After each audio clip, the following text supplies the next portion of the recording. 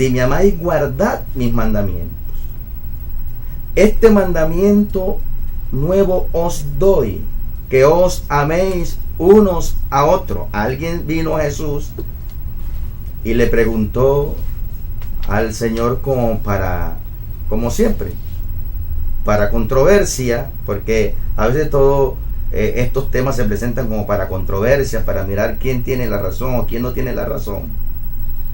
Jesús claramente dice que dice las Escrituras.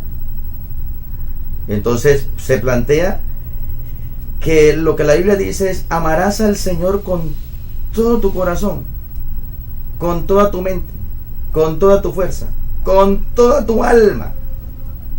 Lo amarás a Él. Ese es el primer y gran mandamiento. Dice, y el segundo es similar. El segundo es: amarás al prójimo como a ti mismo. En esos dos mandamientos está encerrado todo el postulado de Jesús. Amar a Dios es amarlo con la mente, amarlo con el corazón, amarlo con el alma, amarlo con todo el cuerpo, y amar al prójimo como a uno mismo. Y parte ahí mismo la regla de oro. Entonces, si Jesús dice: si me aman, guarden mis mandamientos, entonces hay que guardar los mandamientos. Uno mira las Escrituras y de pronto comienza a analizar y a profundizar lo que Jesús decía, lo que Él hacía, y lo que Él nos dio fue ejemplo para que nosotros sigamos haciendo lo mismo. Entonces ahí está, y parte de todo esto para que tengamos en cuenta lo que es en sí. Tenemos que poner la fe en Cristo, porque la fe es un medio. La fe no es un todo, la fe es el medio que nos lleva a Cristo, y Cristo es el que hace el milagro. Dios es el que obra, Dios es el que tiene todo el poder para hacer todas las cosas, pero la fe es un medio que nos lleva allá, porque Hebreos 11:1 claramente nos identifica y nos yo diría nos simplifica y nos da una definición de lo que es la fe. ¿Qué es la fe? La certeza de lo que se espera, la convicción de lo que no se ve. Entonces eso es lo que nos presenta ahí, lo que es la fe. Y el verso 6 entonces nos presenta: sin fe es imposible agradar a Dios. ¿Por qué? Porque la fe es el medio que nos lleva para agradar, porque es creer. Jesús claramente en el capítulo 9 según San Mateo presenta que para el que cree todo es posible. Si usted me dice que la iglesia no son cuatro paredes necesariamente, que la iglesia son piedras vivas, son los seres humanos, y que la fe es el medio, pudiéramos decir que como la iglesia son piedras vivas, la iglesia es una especie de congregación, pero yo con la fe sin la congregación puedo salvarme. Lo que pasa es que o la congregación es fundamental, es imprescindible para la salvación.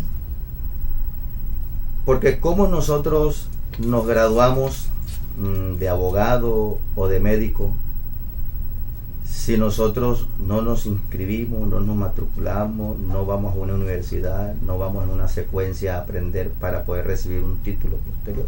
Me está diciendo que yo debo ir a la iglesia. Buen entendedor. Buen entendedor. Ruiz, la fe, la familia. ¿Hasta dónde la fe puede ayudar a fortalecer la familia como célula o núcleo fundamental de la sociedad? Sí, eso sí es muy importante y es la base de la Biblia. La Biblia no se sale de ahí.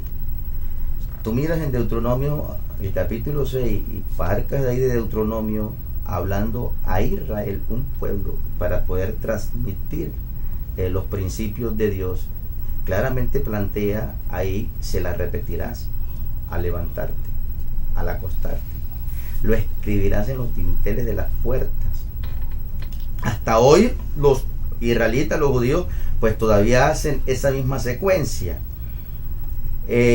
Uno entonces se va proyectando a lo largo de las Escrituras y va a encontrar que Jesús fundamentó mucho eso sobre la fe en la familia.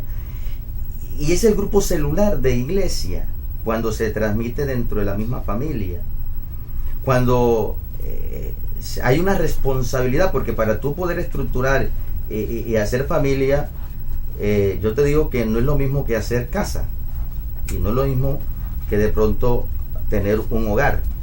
Porque lo que nos hemos preocupado más en estos tiempos es por tener una buena casa, y dentro de la misma casa tener todas las comodidades.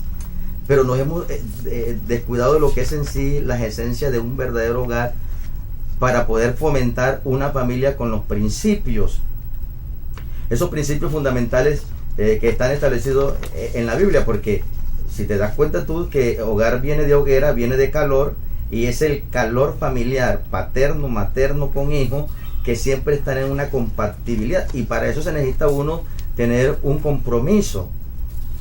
Eso de hacer familia no es simplemente yo coger y voy a tener una familia y listo, y yo voy y me vengo y voy y salgo, porque a veces nos hemos constituido más los hogares en hoteles que otra cosa.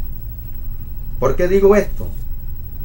Porque no hemos tenido un compromiso. El compromiso parte a una fidelidad, a una fidelidad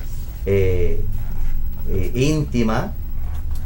Porque si yo voy tratando de poner estos fundamentos así, tratando de que sean los padres un equipo, los hijos van a ver eso en esa proyección de que son un equipo, porque hay respeto, porque hay un compromiso serio de esos padres, y que por ende van a ser fiel en todos los aspectos de la palabra, fiel en su, cuando yo decía ahorita, en su intimidad, que ese es el flagelo de la sociedad, ser infieles. Pero ¿cómo vamos nosotros a fomentar una familia cuando no tenemos esos parámetros, esos principios? Y por eso, cuando Dios ha tratado en la vida de una persona, entonces automáticamente va otra vez a fundamentar lo que es en sí esos principios familiares de fidelidad íntima, fidelidad en el hogar, fidelidad en todos los aspectos de la palabra, compromiso, respeto. Entonces eso nos va a llevar a tener una buena comunicación, y la buena comunicación va a partir para tener un respeto por las personas, y tener, cada quien tiene sus derechos, y también, pero también tienen sus deberes dentro del mismo rol que juegan en la familia, y nos va a ir llevando entonces a modelar lo que es el amor. Muy bien, gracias a Rui por esta conversación. Vamos a ir a una brevísima pausa, si nuestro director está preparado para ello, y retornamos enseguida aquí conversando con Ruiz de temas sumamente interesantes, de valores, de la fe. Vamos arriba, señor director.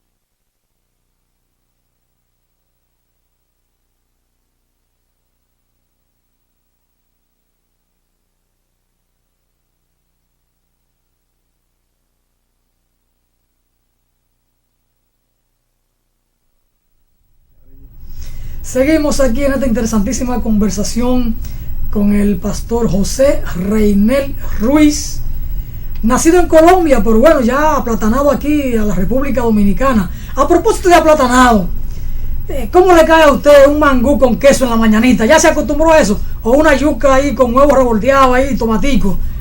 ¿Se aplatanó usted?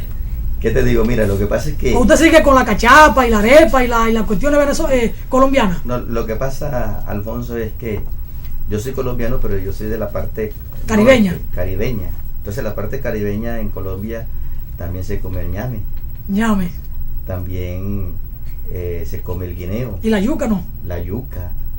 Pero así como nosotros, con el queso frito, el salami, el huevo frito revolteado con su vinagrito y su cebolla. Bueno, eso sí fue nuevo. La cebollita con el vinagre arriba. ¿Le ha gustado? ¿Y el sancocho? Muy bueno. ¿Le han brindado sancocho? Bastante. Con su arrocito blanco. Muy bueno. ¿Y la familia suya se acostumbró a esto? Sí, ya. Es que yo creo que están... Le digo, los muchachos llegaron muy pequeños y cuando llegan a esa edad, pues...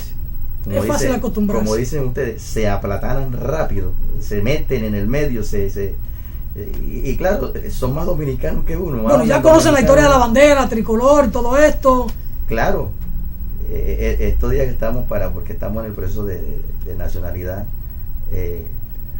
estudiar todo sobre eso, y ellos fueron los que nos indicaron, nos ayudaron, porque ellos en el colegio pues saben más eso. Tienen un problema si mañana más tarde regresan a Colombia, entonces cómo hacen con la geografía, con la historia de Colombia. Entonces estamos diciendo que tienen que ir ya metiéndose con eso, porque no sabemos en qué momento se puede regresar otra vez al país. Ya. Pastor, usted está aquí liderando una iglesia, la Iglesia Pentecostal Unida Latinoamericana, aquí mismo en el ensanche Osama. ¿Cómo le ha ido con esta iglesia? ¿Alguna satisfacción espiritual, personal, las relaciones con la feligresía o con los hermanos, con las hermanas?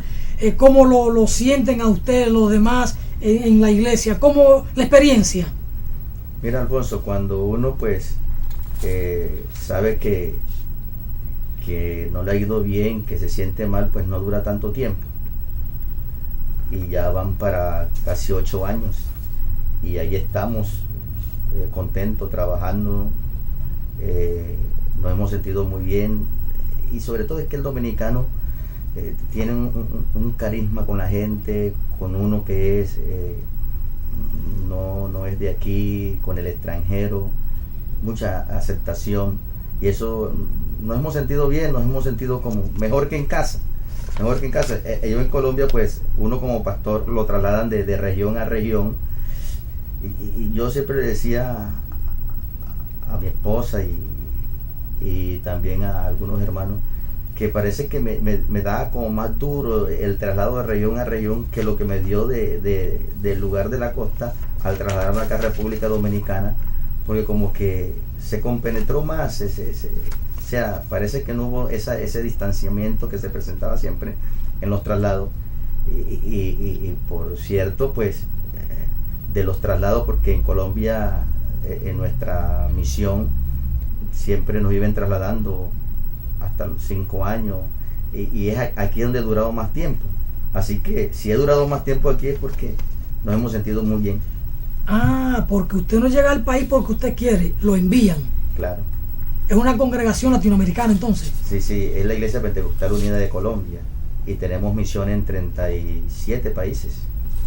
Entonces ya había misión aquí, ya había otro misionero, entonces yo vine en reemplazo del otro misionero. También colombiano. También colombiano. Pero ¿hay en Colombia algún misionero dominicano dentro de esta corriente o dentro de esta coordinación de fe? No, en Colombia. ¿O todos son colombianos? En Colombia todos son colombianos, y ya aquí sí, los pastores que tenemos son dominicanos. En Estados Unidos hay pastor dominicano que también es nuestra misión. En España también, que también tenemos misión en España. Y pues sí hay dominicanos y hay latinos. Pero hablar de aquí sí tenemos 7 pastores, 8 pastores dominicanos, pero de Colombia ¿todo en Santo Domingo o en alguna provincia? En algunas provincias tenemos en Puerto Plata, tenemos en Santiago, tenemos en Ranchito La Vega, en Higüey, y aquí en la capital estamos en 6 lugares. Estamos en Jaina, y en Colombia somos más de 4.000 pastores. Entonces de esos 4.000 pastores pues hay misiones en diferentes partes del mundo, y la dirige pues el mismo consistorio, los 4.000 pastores en toda Colombia, y dirige también las misiones en el extranjero. En este caso, República Dominicana es una obra misionera. Entonces de allá me mandaron para estar acá en República Dominicana. ¿Qué tanto arraigo tiene la fe o el cristianismo en Colombia? ¿Cómo está la iglesia en Colombia? Cuando digo iglesia me refiero a todas las denominaciones, la católica y las que no son católicas. ¿Qué tan profunda es la fe del pueblo colombiano? Como decíamos al principio, a raíz de la misma situación de orden público que se vive, la persona que se convierte al evangelio se convierte de corazón. Y su fe es dada 100% al Señor. Hablamos de un número grande en proporción, pero hablando de Colombia, que es inmensamente grande, pues nos hemos quedado todavía pequeños. Pero la obra del evangelio, evangelística en Colombia, ha ido creciendo de una manera maravillosa, pero que todavía falta mucho porque son más de 40 millones de habitantes. Imagínate tú, casi estamos llegando a los 50 millones de habitantes.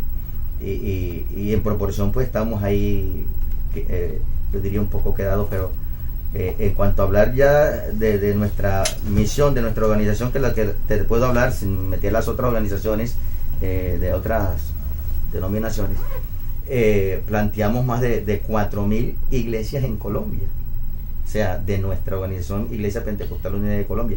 Quiere decir que se ha metido y estamos casi en todos los pueblos, en veredas. Es bonito ver en Colombia como en las montañas, los campos, cuando hablamos de campos en Colombia no es hablar como campo aquí en República Dominicana. Campos en Colombia son montañas donde solamente son puras fincas y cada una está a media hora, 1 hora, 20 minutos. Entonces se habla de campo, y en todos esos campos encontrar uno 3, 4, 5 iglesias. Entonces y lo bonito de todo, que donde está la raíz, el problema, los focos rojos de violencia, ahí es como que más se enraiza la fe. En la República Dominicana está como oficialmente establecido que la iglesia católica es, no voy a decir que la iglesia oficial, pero es como la iglesia predominante. Sin embargo, ha habido un crecimiento tal de las otras denominaciones, de las iglesias que no son la católica, que hoy no se puede establecer con claridad si la iglesia católica es la mayoritaria.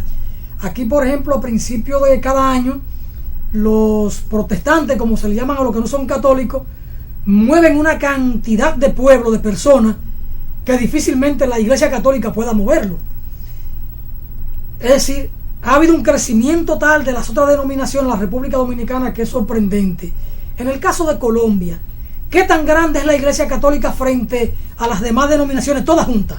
No solo la iglesia Pentecostal Unida Latinoamericana, sino todo lo que es iglesia que no es católica. ¿Qué tan grande es en Colombia y cómo está el pulso iglesia católica, las demás denominaciones? No, hablando en esa posición, Alfonso, siempre Latinoamérica va a ser así. La iglesia católica siempre va a estar dentro de esa numeración. Pero yo te digo una cosa, que lo que pasa es que la numeración que aparece así como elevada es más pasiva que activa, mientras que la iglesia protestante, como nos llama, son más activos, son más de movimiento, más de acción. Entonces se ve más el trabajo, se ve más la efectividad, y de ahí de hecho que el catolicismo ha tomado medidas en el asunto y ha tratado de accionar dentro de la misma tónica de los protestantes, porque se han dado cuenta que sí. Pero hablando de estadística, se mantiene siempre lo mismo en Latinoamérica, el catolicismo arriba, pero hablando de trabajo, de dinamismo, de fe, de creencia, de convicción, se habla más del protestantismo. En el caso de la experiencia soy aquí en esta iglesia pentecostal, el crecimiento de la misma, ¿se mantiene el mismo número de feligreses? ¿Va en aumento? ¿Han tenido que buscar otro local? ¿O ustedes salen a las comunidades a predicar, a evangelizar? ¿Cuál es la práctica de ustedes aquí en esta iglesia? Sí, la práctica pues es la misma que se estipula en la Biblia, ir a las personas. La Biblia nos presenta ahí que siempre lo que Jesús nos invitó fue a eso. Jesús iba a las personas y nos invita a nosotros a ir a las personas. Jesús no se quedó estático. Jesús se movió a ir a donde estaba la samaritana. Llegó al pozo a hablar con una mujer. Pero detrás de esa mujer, entonces venía un gran avivamiento porque había una necesidad en una ciudad. Jesús siempre estuvo en movimiento. Si tú te das cuenta del pasaje en la Biblia que presenta de aquel hombre que descendía de Jerusalén a Jericó y cayó en manos de ladrones, entonces el buen samaritano fue el que encontró al que estaba caído y no el caído al buen samaritano. Entonces siempre hay un movimiento de ir. El gran mandamiento de Jesús es ir por todo el mundo. Vamos a hacer una extrapolación, pastor, porque los tiempos han cambiado. El tiempo de Jericó, de Jesús, eran pequeñas comunidades donde la gente vivía sin mayores complicaciones, con las complicaciones propias de su tiempo, por supuesto. Había que sacar agua haciendo pozos, caminar muchos kilómetros a pie o en burro. Pero hoy, una vida marcada y dominada por la tecnología, de la informática, la gente en medio de múltiples necesidades, ir a las casas a predicarle un sábado, cuando la gente está limpiando la casa, está lavando, está en múltiples oficios de casa, y la gente dice, ahí vienen estos religiosos. Es decir, hoy es un mundo mucho más complicado. ¿A ustedes cómo le impacta eso? Lo que son las tribulaciones de la población, de la señora que está en su casa en los oficios. Y entonces llegamos nosotros a hablarle de la palabra. Hay dos cosas. ¿No pudiéramos pensar nosotros en hacer el trabajo de evangelización en estos tiempos fundamentalmente a través de los medios? Eso es lo que te iba a decir. Tú tienes que mirar, hablar tú del término ir, porque a veces nos conjugamos en un término y nos encerramos dentro del mismo término. Pero ¿cómo yo voy?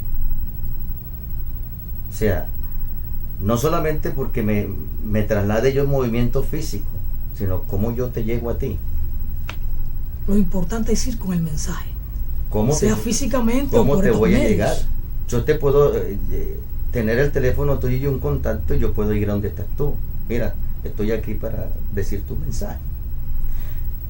Y plantearte también que ese mandamiento no es un programa, es un estilo de vida. El estilo de vida es relacionándose uno con otro. La mejor manera de poder compartir el evangelio es con los amigos. Yo soy amigo tuyo. Entonces, ¿qué tengo que hacer yo? Compartir contigo lo que yo tengo. Y yo así me doy cuenta cuál es el tiempo que te queda a ti para poder yo hablar de ti, del evangelio. La mejor manera de evangelizar, la mejor manera de poder llegar a las personas es con los conocidos, no con los desconocidos. Porque si yo voy a la puerta, tocando una puerta en esta sociedad como vivimos, es posible que no me abran la puerta.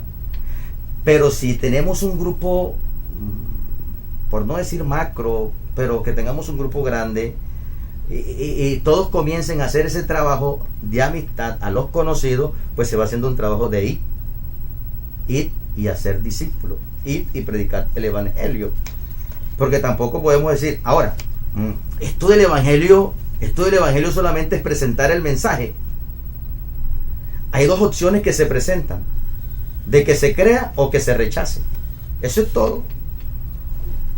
Porque el que cree automáticamente se le soluciona un problema y se hace un gran milagro. Pero Dios no obliga a nadie para que acepten, para que crean. Se presenta el mensaje y cada quien es el que decide. Porque imagínate tú que Dios nos hubiera hecho a nosotros robóticos. Pero Dios nos hizo a nosotros con voluntad propia. Y cada individuo tiene su propia voluntad y cada quien decide. Pero está la alternativa de presentar lo mejor que hay. En medio de esta sociedad, lo mejor que se presenta es el evangelio. Pero a veces no es que la gente quiera rechazar el mensaje o la palabra. A veces el tema es no, y la ocupación de la persona. Una ama de casa que trabaja de lunes a viernes y el sábado, a veces trabaja hasta los sábados hasta el mediodía, y entonces el domingo es el día que tiene para los quehaceres de la casa: lavar, limpiar la casa, cocinar ella. Y entonces llegamos nosotros a tocar la puerta. No es que quiera rechazar el mensaje, es que no es la oportunidad, no es el momento. Alfonso. Entonces ahí no es el rechazo al mensaje o a la palabra, hay un tema de oportunidad. Volvemos al principio de Duarte. Duarte colocó siempre a Dios en el primer lugar. Sí. Entonces el problema de nuestra sociedad es que estamos dejando a Dios en el último lugar y todo el tiempo lo estamos ocupando para los nuestros quehaceres. Hay un pasaje en la Biblia que es la meditación. Pero uno tiene que trabajar con la psique del ciudadano. Hay que llegar, hay que saberle llegar a la gente. Sí, claro, claro. Por eso Si yo la te doña digo, está alabando, yo puedo llegar a través de la televisión o de la radio y perfectamente puede sintonizar mientras escucha la palabra. Ella sigue en sus labores. sí, eso está bien. Todos los medios hay que utilizarlo. Porque el que no toma por la radio, toma por la televisión, el que no toma por la televisión, toma por el internet, el que no toma por el internet, toma personalmente. Y Dios comienza a mover y a trabajar por todos los medios.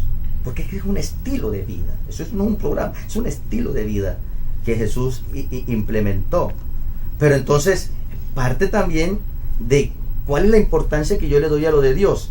Yo tengo que sacar el tiempo también. Porque si tú me hablas a mí de que me quede el tiempo para escuchar a Dios, nunca me va a quedar tiempo. Vivimos en una sociedad totalmente ocupada.